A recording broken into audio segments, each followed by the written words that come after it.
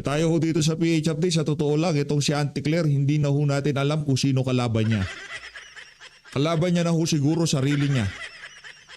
Lahat na lang ho nang lumalabas sa bunganga ni VP Sara, sinasagot niya. Kahit hindi nakasagot-sagot, sinasagot pa rin niya. Pambira, Auntie Claire. No, tigilan mo na yan. Yan ang dahilan kung bakit isang araw baka sabihin na lang nitong si Marcos Jr., si Shanti ka na. Kasi ikaw talaga yung dahilan kung bakit lumalagapak ang net satisfaction rating nitong si Marcos Jr. Sa bagay, habang binabanatan mo si VP Sara, lalo siyang tumataas. Habang pinagtatanggol mo naman itong si Marcos Jr., lalo siyang sumasadsad. Kaya palakpakan mo natin itong si Auntie Claire. Marami yung nagsasabi, napipikon daw ho itong si Auntie Claire, no? Base dito, yung daw hong kahulugan ng ICC, yung ating mga kababayan sa social media, binago na. From International Criminal Court, naging impact ng Claire Castro.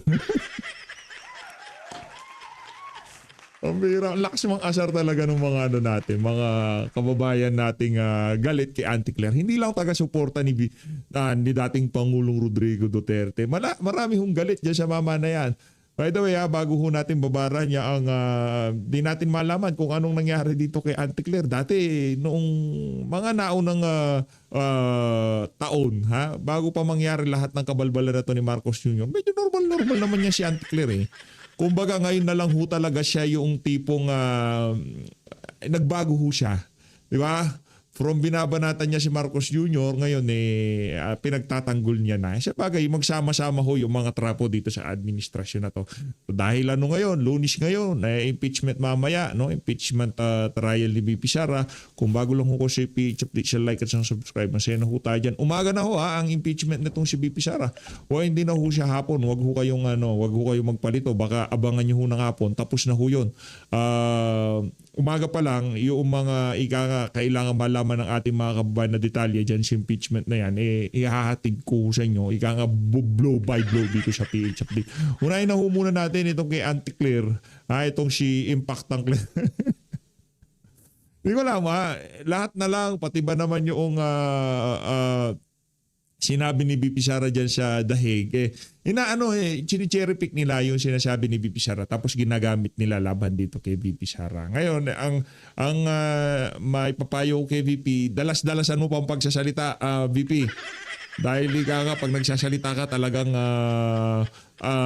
naipapakita lamang sa pagpapaliwanag ng mga individual na kagaya ni Auntie Claire, kagaya ng pag-cover ng Abante News online, sa mga sinasabi mo, nakikita ng ating mga kababayan kung gaano kabayas. Kumbaga, kinukuha nila, kumbaga wala na sa konteksto yung mga ipapakita nila itong splice na video na to tapos bibigyan nila ng ibang kahulugan yung mga sinasabi ni VP Sara. Ito, pakinggan nyo ito si Auntie Claire. Ito talaga si Auntie Claire. Okay? Walang pwedeng umangking demands. Kundi, mantakin nyo yan kahit naman tayo dito sa PH Update, kahit natuwang-tuwa tayo sa pagbanat, wala na tayo sound effect na pak. Iba na yan Iba na, kumbaga sa aeroplano, medyo sumasadsad na yan, di ba? Yung tipong, hindi pa landing pakrush yung aeroplano nito. Pak. Ano ibig sabihin nun? Pak, pok. Pambira. Yan, Ba? Oh. Tapos, ang mangyayari ngayon, ganito na lang. Mayroon pang sound effect ng puso, kumukubog-kubog Pagka pala ng baril na dapat humihinto pa. Humihina pala yung tibok. Humihina. Ano sabi dito? Her doctor should increase the dosage of sedative nang makapagpahinga na ang utak ni PICC. Ano? Praning impact ng Claire kasi. Amira. Ibang klase ka, Auntie Claire. Hindi ko na babasahin sa baba. Bahala na ho kayo. Hanap nga ako ng mga dito. Sound effects, mga ka-clear. Hanap ka. Mga ka-clear. Yan. So, di ba, mangyayari bang. Bang. Tapos, ang tibok ng puso. Dug. Wala na. Ipasok. Kumbaga, di ba sa hospital, pagka makikita ng doktor, hahatulan yan, iuwi nyo na. Pakain nyo na yung gusto niyang pagkain. Ibigay nyo na yung gusto niyang gawin. Pagawa nyo na yung mga gusto niyang gawin. Wala na, tanggapin na. Ganito si Auntie Claire. Pagka pinakonsulta natin to, sasabihin na ko, iuwi nyo na siya. Pakain nyo yung gusto yung pakain sa kanya. Iba na. Pakpak. Dug. Diba? Isipin nyo ho, tagapagsalita yan, alter ego yan ni Marcos Jr. Huwag mo naman sabihin sa amin, Ante, na hindi kumuha ng tagapagsalita itong si Marcos Jr. Huwag nyo naman kami lukuhin na ganyan. Ikaw ang spokesperson ni Marcos Jr. Ngayon, kung ano yung sinasabi mo sa PCO at kung ano yung sinasabi mo sa vlog mo, iisa yan. Kasi hindi naman dalawa yung pagkatao mo. Hindi ka naman hati sa dalawa, di ba? Yaang pumapasok sa PCO, nagsasalita sa PCO, ikaw din naman yun. At yung nagsasalita sa vlog na to, ikaw din naman yan. Hindi mo mapaghihiwalay ang persona na yan. Huwag mo sabihin na alter ego mo yun. Baliw ka na talaga. Di ba? Alter ego ka ni Marcos Jr. Ngayon, bilang PCO Undersecretary Yusek Ner Castro, meron kang alter ego pag uwi mo sa bahay. Anak ng toka. Lakas na nasapak mo, madam. Punta na ho tayo dito kay Auntie Claire. Tapos bababaran ho natin itong si Sir Eli Saludar, yung Lacson Nyore. May hawak. May hawak din na ebidensya si Shen Cayetano. Video niya ho ito. Shout out Sir Eli Saludar. Palakpakan natin. Mga nakasalamin. Para magsasalamin na rin ata tayo. Nakasalamin sila lahat. Inayin na ho muna natin ito kay Senator Cayetano. God bless you. God bless. Facebook friends and family, magandang hapon. Rainy Sunday. Yan, galing sa isang event. Nagpre-prepare for this week. And then may konting coffee date bago umuwi at hindi ko pa sure kung magluluto si Lani kasi I think 4 a.m. o 5 a.m. wala na siya sa bahay kanina. So reminder lang po, sabi sa Bible, keep the 7th day or depende ko anong day po yung Sabbath nyo. At remember before, wala naman cellphone, walang mga libro, walang mga video. So ang purpose din ng Sabbath ay hindi lang po mag-rest, pero pag-usapan yung Word of God. Diba? So usually sa lunch table, dinner table, nandyan yung mga tatay-nanay, lolo't lola, nandyan yung mga anak, usually clannish nun. So magkakapatid, magpipinsan, and then i-share po ng people of God yung Bible. Nanonood si Secretary Harry Roque. God bless you. Nasaan ka na ba? Nasa Hig pa rin ba? Emily Solidaga, Jemar Bagaman, Dave Francis. Mabuhay ang Paranaque. Thank you, Dave. Parati ka sumusuporta. Diorman Suwan, Lynn, Daza, thank you po. Thank you. So guys, Word of God, prayer, shout out, sabi ni Rosalie Gregorio Ordon. Na next video sin, shout out naman ako. Ito na, gusto kong mamit itong si Senator Cayetano. Gusto ko siyang mamit in person. Kasi yan kumbaga sa mga sinusundan nating politician, isa ho siya sa mga kagaya natin ng pananampalataya. Itong si Senator Alan Peter Cayetano. Gusto natin siya mamit in person. Sana magkaroon ng pagkakataon, hindi pa siguro ngayon, pero sana sa mga susunod na panahon, makadaupong palad natin. No? At pasalamatan siya ng personal sa ginagawa niyang sakripisyo para sa ating mga kababayan ngayong mga panahon na ito. Palapakan natin siya, Cayetano. I think it's Tolentino. Sorry, nag-dot kami. Mahaba yung name. Assalamualaikum sa lahat ng kapatid nating Muslim. Kung ano man ang ating religion, napaka-importante that we take a step back, realize that we were made in God's image and nature, reflect ano ba ang pinagagawa sa atin ni Lord. Sabi ni Ashwin Shrestha, fight for the Filipino people. George, okay naman yung sound? Sorry guys, medyo maulan at katabi ng highway. So thank you again sa lahat ng suporta nyo. Ang dami nagte-text sa akin at tinatanong kung ano ang motibo o kaya sinasabi sa akin motibo ni Senator Lacson kasi sabi niya I crossed the line Kaya araw-araw ako na lang at exclusive ako ang binabanatan at nililink ako sa basta't nangyari sa Taguig. At kahit hindi nangyari sa Taguig, Ikaw ako pa na rin. lang may kasalanan. Hmm. Alam nyo naman since May 11, alam nyo naman yung mga motibo kung whether it's to destroy, distract, may importante tayong ongoing na impeachment na kailangan kulang tayo lahat. May mga investigations. Napaka-importante po na mag-focus din tayo sa ating ekonomiya.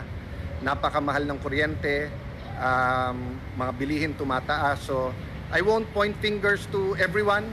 I'll just focus on what I can do to help. But yung sinabi niya today na, kasi sabi ko, minsan kasi technical yung mga presentation at saka address sa akin, hindi naman po ako ang secretary ng DPWH, hindi ako regional director, ni hindi ako engineer.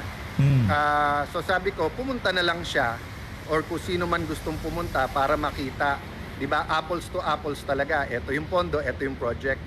Ang sagot niya sa kana kasi hindi daw siya nagpa-practice mag-swimming, baka daw malunod siya sa baha. Well, Senator Lacson, hindi ka malulunod sa baha sa Taguig, malulunod ka sa katotohanan. Yan ha. Palakpakan natin doon si Senator Alan Peter Cayetano. Kasi pagka katotohanan ng hawak mo, hindi ka matatakot eh. Alam mo kasi na sandigan mo walang makakagiba niyan.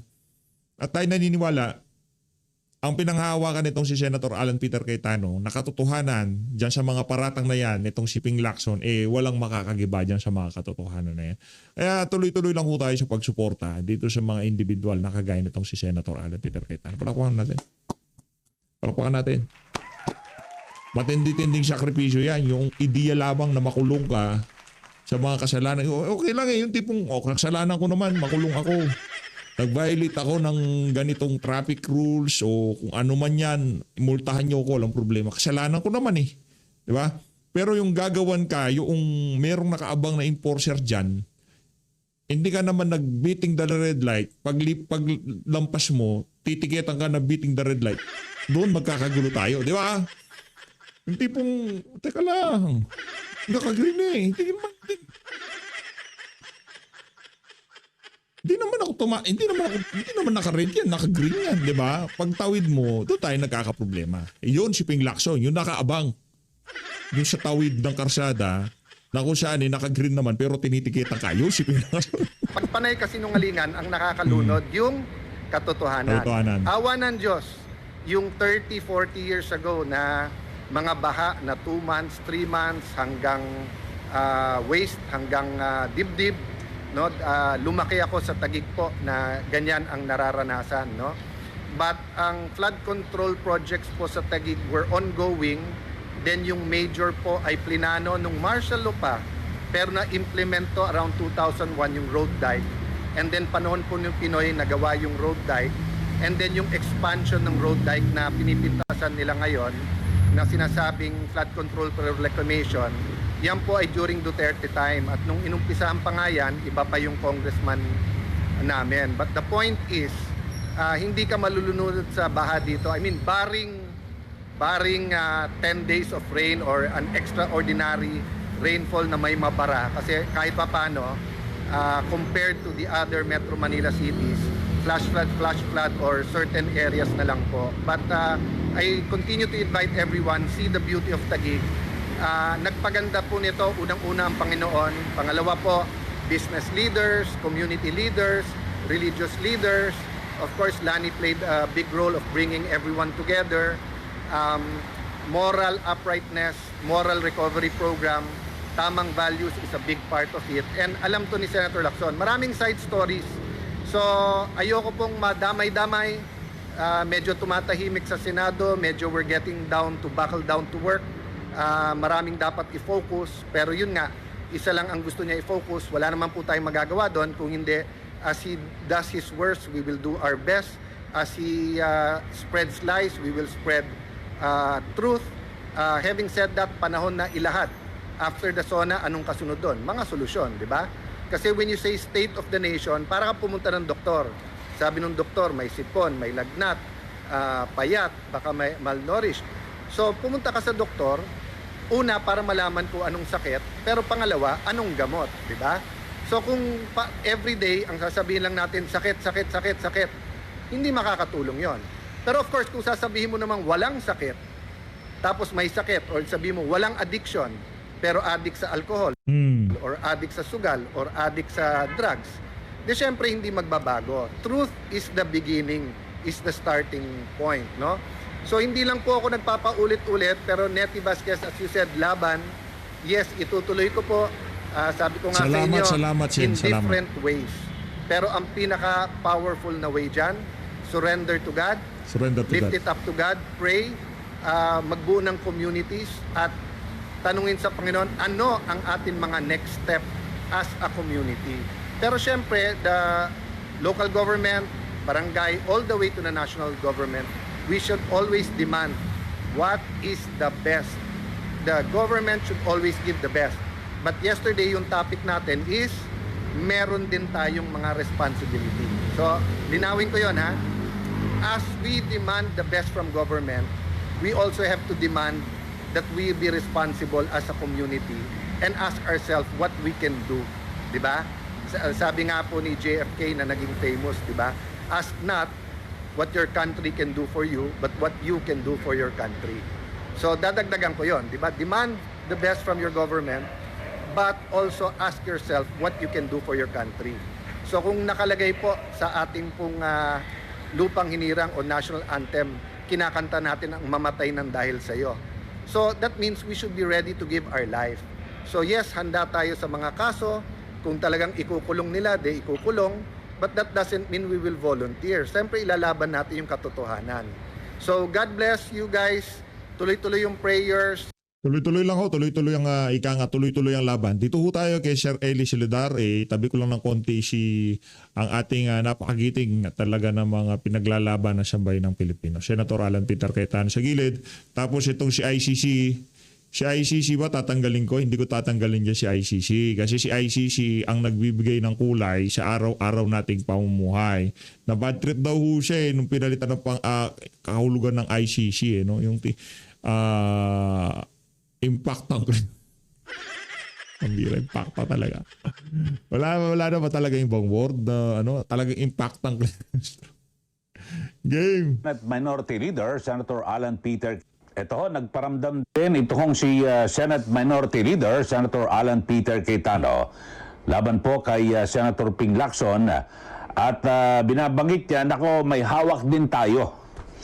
At ibig sabihin ay kasi 'di ba sa mga nauna mga pahayag sunod-sunod yung sinasabi ho ni Senator Lacson na meron na raw po siyang sapat na ebidensya, may nakuha ng mga di umano'y dokumento, mga testigo kaugnay ng sinasabing di umano'y anomalya diyan po sa Taguig City. Ito ho yung bayan ni Senator Alan Peter Cayetano at yung kanyang may bahay diyan ang kasalukuyang alkalde diyan po sa Taguig, si Mayor Lani Cayetano.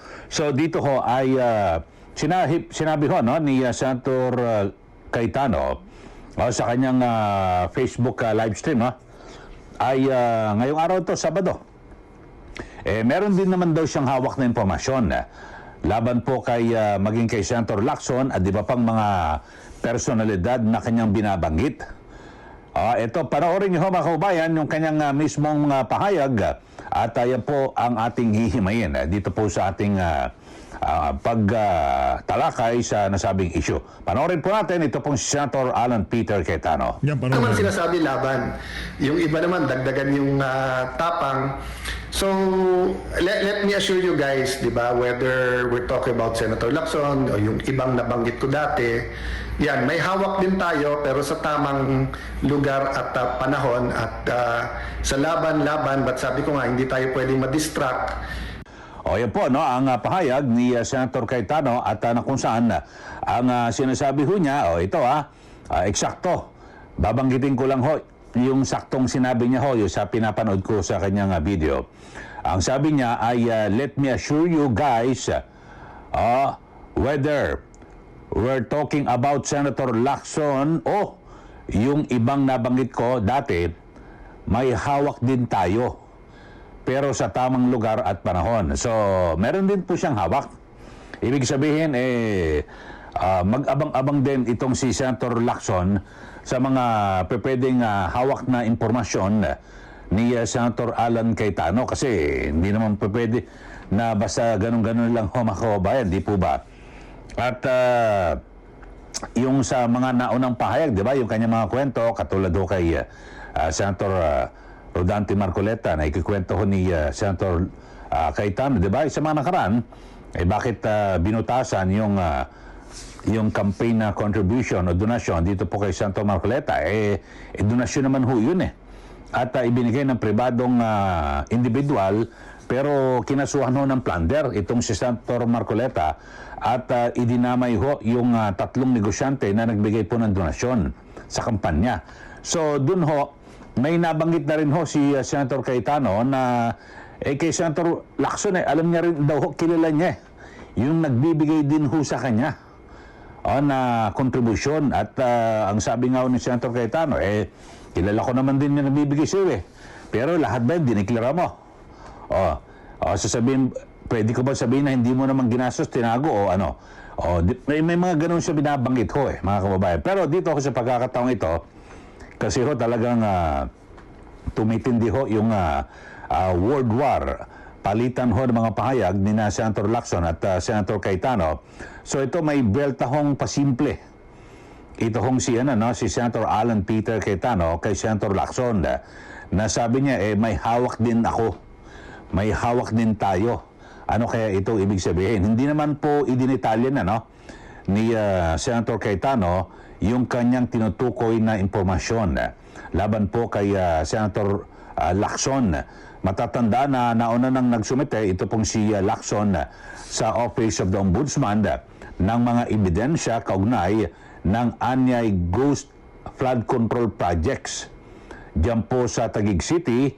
At may mga aligasyong yan po mariin namang itinatanggi ho ni Senator Cayetano. So marami raw ho, may binabanggit pa ho na meron na raw pong bagman kung ano-ano na binabanggit itong si Senator Lacson. At lahat daw po yung pati yung kontraktor o kung sino man aabangan ho natin mga kababayan at kung ano ang binabanggit ho ni Senator Lacson patungkol ho rito. Tapos ho ngayon mga kababayan ay nilinaw rin ho ni Senator Cayetano na wala ho nakatitiyak daw ho na ang publiko na wala raw hong nangyari na kalokohan diyan po sa Taguig City. At kaya niya raw pong patunayan kasi sa ngayon ay yung mga aligasyon puro lang isa-isa kung ano man na kung saan ay kumbaga sa hulugan sabi ho ni Senator Cayetano hindi, sasagutin ko lahat ng yan ng mga aligasyon na yan, abangan lang natin at yung mga espesipiko at detalye.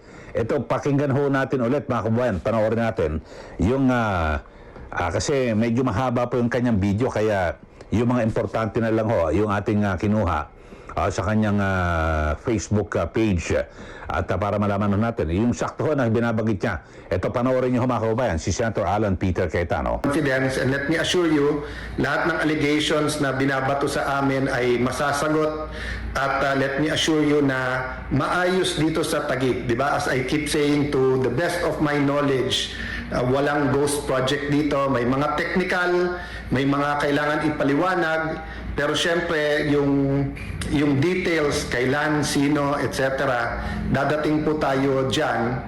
So hinihintay ko lang parati yung specific na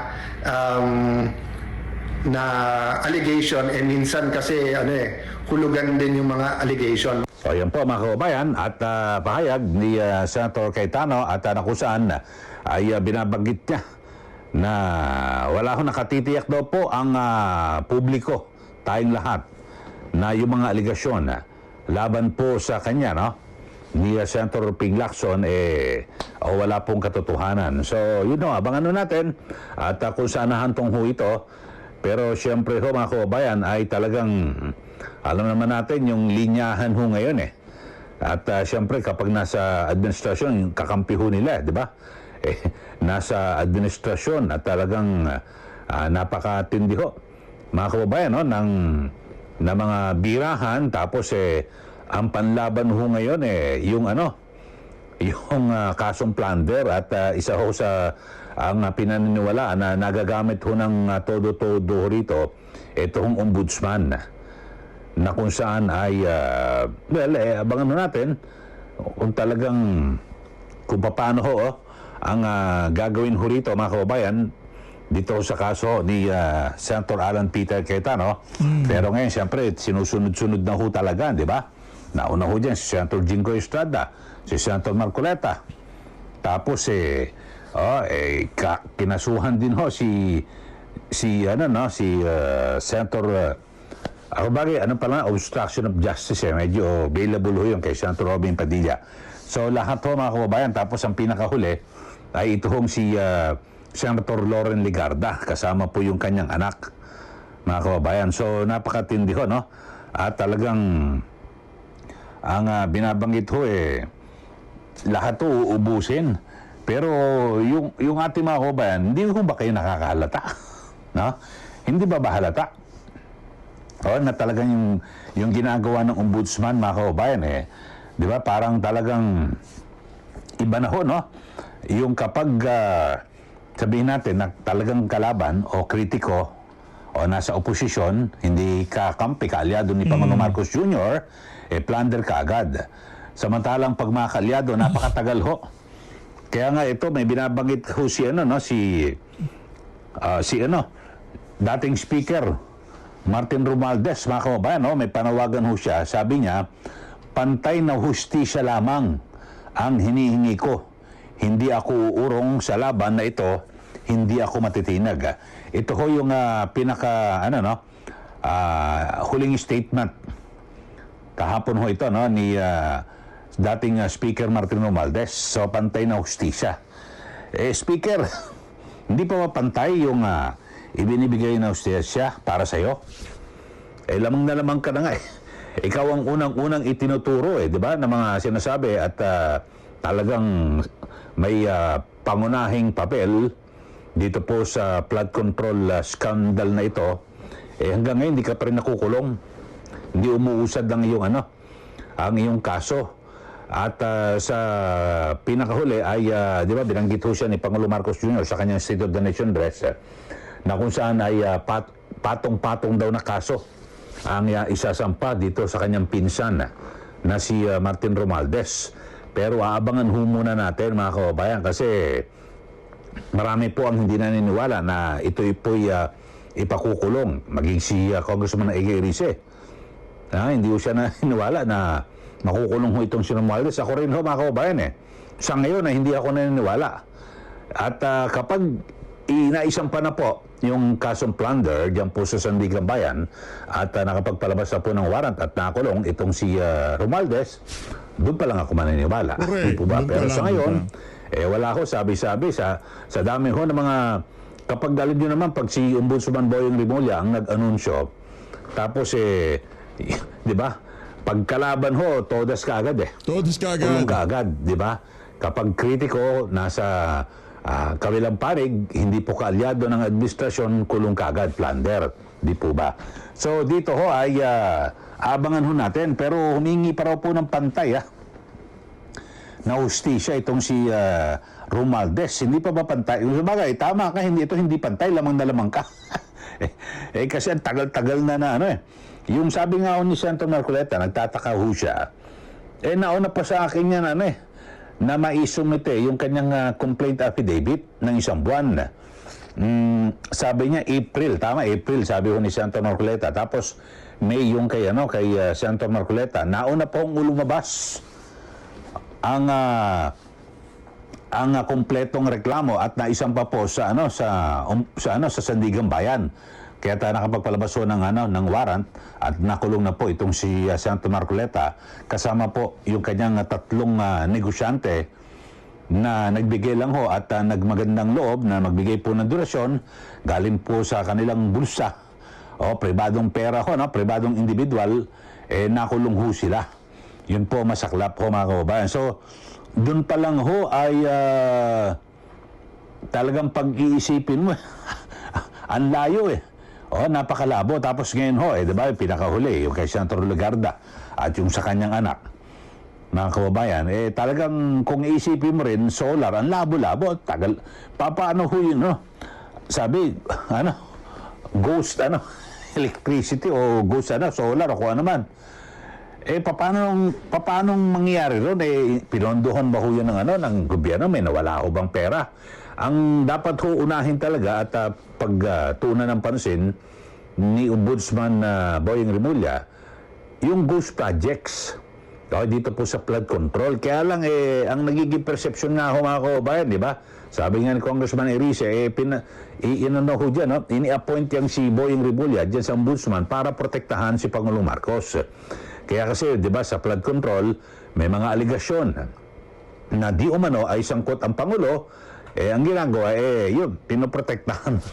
Paglalapit ho ang issue kay Pangulong Marcos Jr., nandyan si Ombudsman Boying.